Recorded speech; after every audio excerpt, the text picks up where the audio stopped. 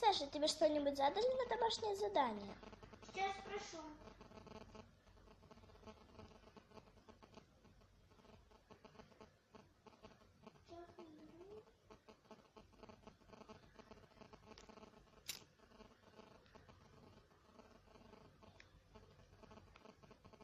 Алена, задали что-то на домашнее задание? Видишь? Давай. Думаю, скинула.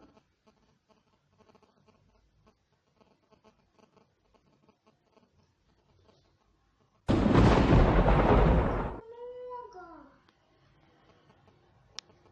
Пипец, надо быстро все делать.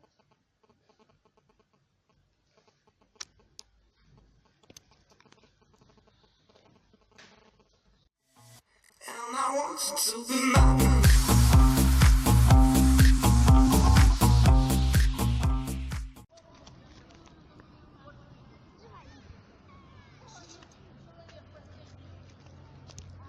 Быстрее.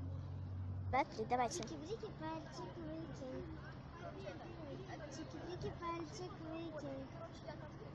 Чики-брики, пальчик выкинь.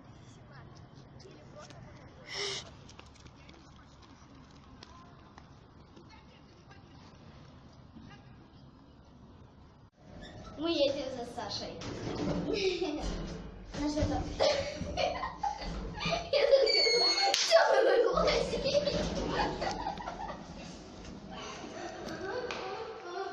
2, 3. Стучитесь. Опять. Что? Ты выйдешь? Ты выйдешь? Да, конечно.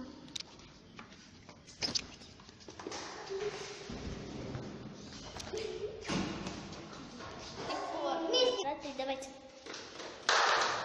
3, поехали.